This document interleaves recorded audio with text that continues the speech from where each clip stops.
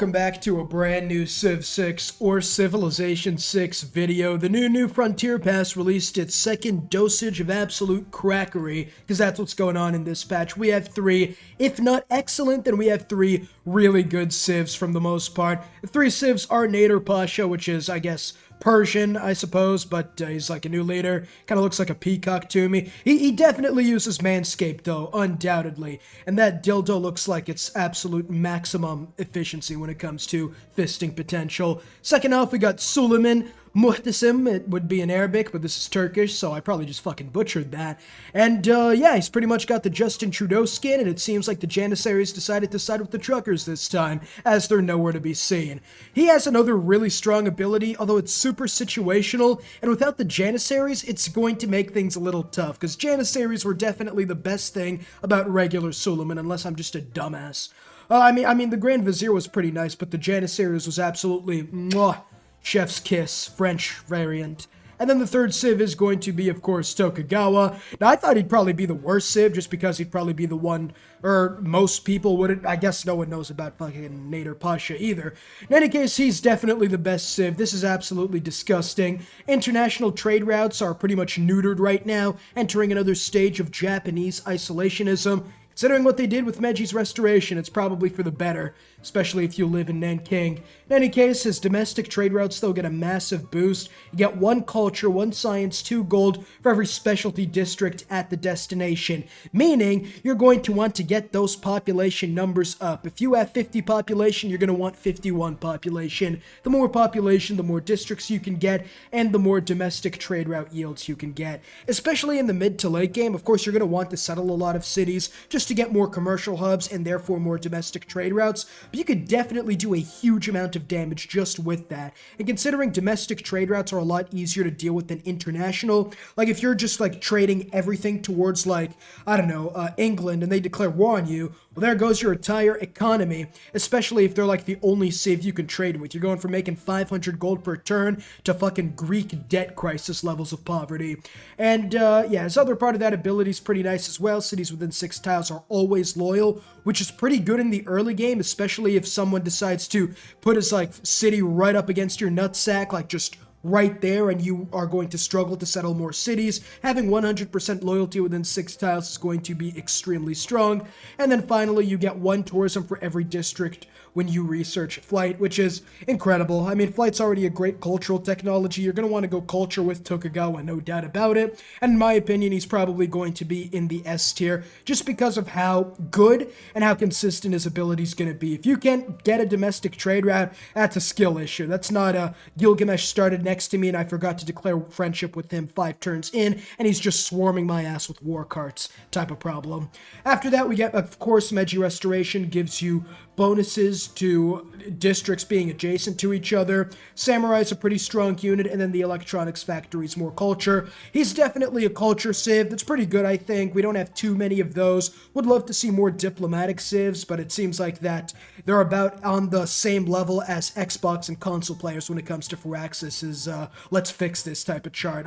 Diplomatic, there are like 3 diplomatic civs total. They gotta add more. In any case, overall, I would put him in the S tier. We'll see, of course, after I'll probably actually play a game tomorrow. I'm thinking Nader Pasha. We'll see, though. After that, we get the second Suleiman. Now, his leader ability is the Magnificent, and he's got a magnificent beard too, I'm not gonna lie. The silk drip, he's also got the Omnitrix unraveled on his just navel cavity. He's got a pretty nice belt. He might be the drippiest of the bunch, I'm not gonna lie. Tokugawa just looks like an average samurai, right? He looks like if you took one of the samurai in the game and then just like made them an actual person. It's alright, I mean, it's alright. He looks like Madara from Naruto, but that's about all I can say about his drip. It kind of looks like Uncle Iroh now that I think about it. He's got the little ponytail. He's got like the square beard. It's a refined taste, let's call it.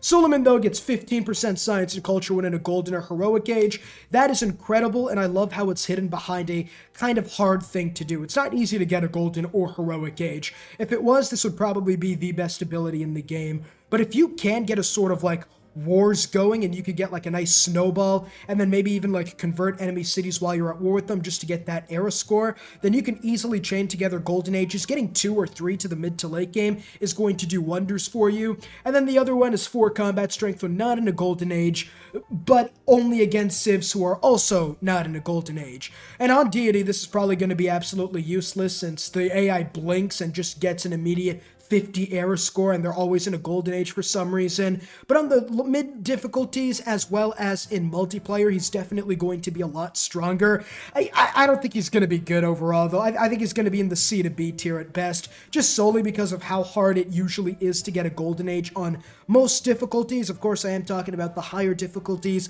because you could probably just blink 50 times, skip 50 turns while jacking off to some fucking furry pet fetish or whatever, and still win a game of Prince difficulty. As long as you know what you're doing. It's not too hard, I guess. I know if you're new, of course, it is going to be a lot harder, but I'm assuming that most people watching aren't that new to the game. When it comes to, like, I guess, in comparison to other civs would probably be the best way to put it.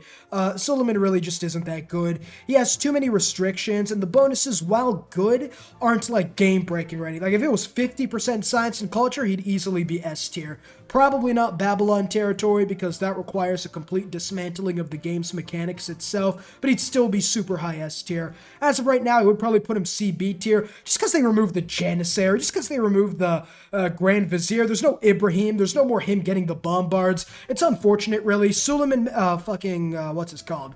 The other Suleiman, the Kanuni now he's called, is definitely 100 times better, but this guy's still a pretty solid civ overall. Now time for the last leader. The last leader is going to be Nader Shah. Sword of Persia, 5 combat strength and attacking full health units. Cities not founded by him gain faith and gold on domestic trade routes. He still has the Immortal. He still has the Paradisa. He still has Satrapies. I do not like this leader ability. In fact, I don't know where to put it, honestly. It's either going to be A tier or it's going to be D tier. There's no in between. Now, let's start with the Sword of Persia. 5 combat strength and attacking full health units. Sounds good, and it isn't bad. Not at all, not necessarily. But how often are you really going to be up against full health units? You know what I mean? You're going to get 5 combat strength for like 1 attack and against a unit, and then it's just going to be the same combat strength afterwards. Of course, if you know how to play this game and you know how to sort of utilize it, so like you can get an attack with maybe a huge amount of range units first and then move in infantry-wise, then it's going to be pretty good overall. But at the end of the day, it's just way too... 5 combat strength isn't even that much.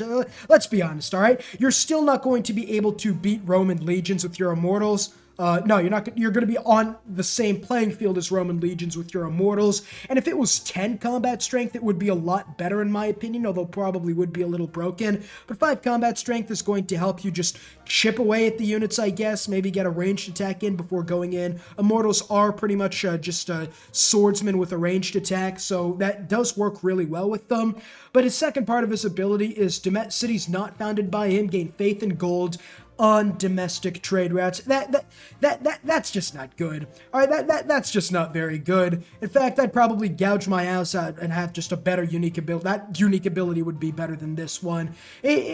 First off, you need to sort of like get lucky, I guess. I mean, even if you're the best deity player in the world, sometimes you're just not going to be able to go with an early war. It happens. There's no strategic resources. The AI's too far away. They get crossbowmen by the time you declare war. That kind of stuff happens all the time. So it's only really going to be, I guess, useful in the mid to late game 100% of the time, and in the early game like 50% of the time. And even then, it's domestic trade routes providing faith and gold. International trade routes are still going to be a lot better than that, just because of the fact you're going to be getting more gold from international trade routes, and you're going to be getting science from science alliances, culture from cultural alliances. It's not like Tokugawa. Tokugawa does his like internal trade routes a lot better, just because he gets culture, science, and gold for every district at the destination. This guy gets 2 gold and 3. This guy gets Scooby snacks. All right, this guy gets just no brand meals with his trade routes. It's 2 faith and it's 3 gold. It's not that good. And even if you have 10 trade routes working at full industrial capacity, that's about 20 faith and 30 gold. In the mid to late game, that's really not that much. It's not going to change the game. It's not going to be that good. And again, the regular Cyrus is 1,000 times better than the other one. Just getting movement for a surprise war is so nice. You get loyalty for your dominate. It helps you. If he got something to sort of help him with domination more more than the 5 combat strength when attacking full health units, I think it would be a lot better. Like if he got something like maybe 1 movement speed when starting in enemy territories, because 5 combat strength when attacking full health units is just not going to be that good overall, and you're pretty much at the mercy of whether your immortals are actually immortal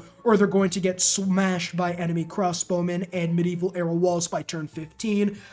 Again, it's compared to other civs, it really isn't that good. If there are definitely ways where you can 100% make use of it when attacking full health units. If you just have a swarm of immortals, ranged attack before going in melee, or maybe just trying to masterfully bait in the enemies, my secret masturbation technique, just to get them in, attack them with ranged units, and then you can wipe them out with your melee units all in one turn. It is helpful, but it's just not going to be as helpful as Cyrus's regular ability, and considering the fact his second ability is hidden behind actually capturing cities, which is probably the hardest thing to do in this game, and that even then you only get it when you use domestic trade routes, and the abilities they give aren't even better than international trade routes in the mid to late game. If it was scaling Faith and Gold, I might be like different, but overall it just really isn't that good overall. I think the Immortal is still an excellent unit. Satrapies is still really good. Paradise is good for a culture game as well. I'm trying to hold in a burp desperately, ladies and gentlemen. That's probably why I sound like a dying cat right now.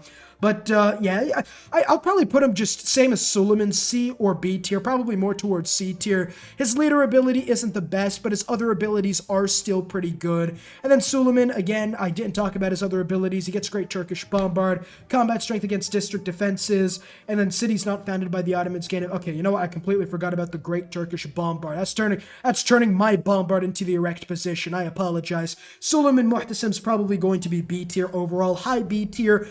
Maybe low A tier if there is a way for you to get, like, there would have to be somebody doing math or whatever on how often you're going to get that leader ability. But yeah, it's pretty much what I have for every leader in the game. Tomorrow I am going to be playing Nader Shah, just mainly because I haven't played Persia in a while and they're probably my second or third favorite civ. If you enjoy, leave a like and subscribe to not miss out on future content, and check out my other channel, linked down below in the pinned comment, and I'll see you all next time. Peace.